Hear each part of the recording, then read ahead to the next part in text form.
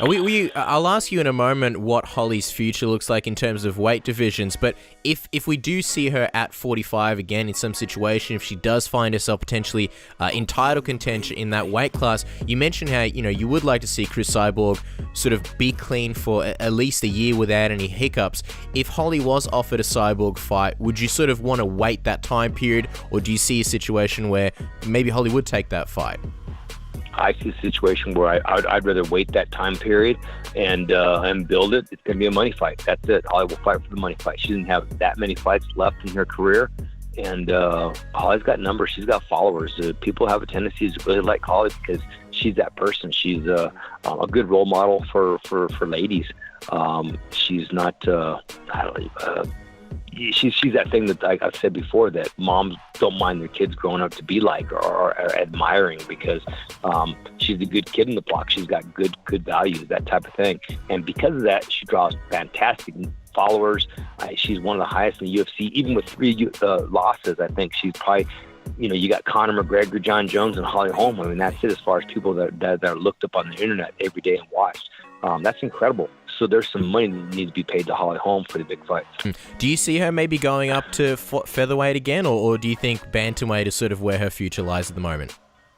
Oh, it's all about the money fights. I personally would love to fight Jermaine. Now, we want that title back. We want to fight Jermaine for the title.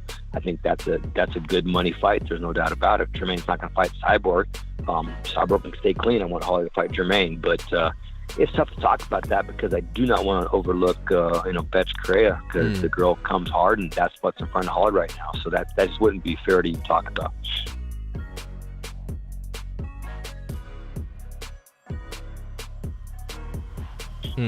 The other big fight the fans are looking forward to is Jon Jones making his return at UFC 214. Now that the fight's been confirmed, how is the training going, and how is Jon looking at the moment? Oh, he's looking fantastic. He's looking great. His ground game's there. He's working with the guys from Gracie Barra, Barata Freitas, and then Tusa, and the guys got him just looking so good on his grappling. Izzy Martinez has got him looking fantastic with his wrestling, and he's taking Daniel Cormier down last time. He's going to continue to do it this time.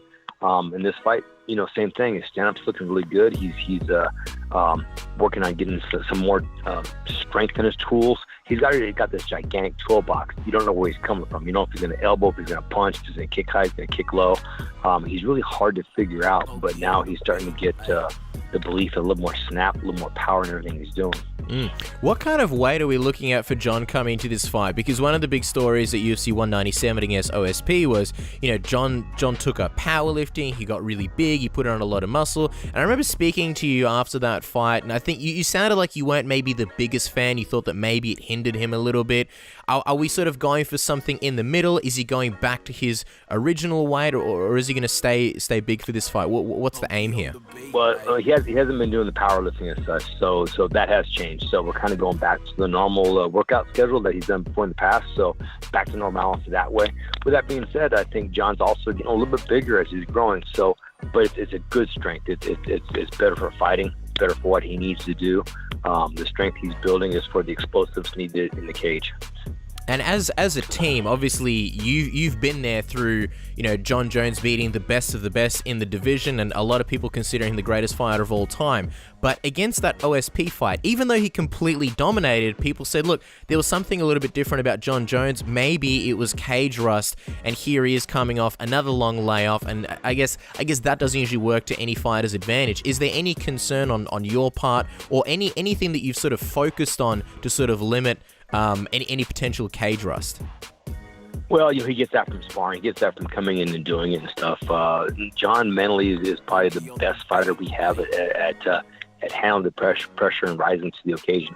A lot of people say that about OSP, but honestly, I think Jon could have finished him, but Jon's getting so smart. It's kind of like, well, why should I stand right there in that range and get punched and engage when I don't get hit? I'm not sure. You can count on one hand how many times he got hit in that fight, and at that level, that's pretty cool. To win a gigantic fight in essence and not get hit.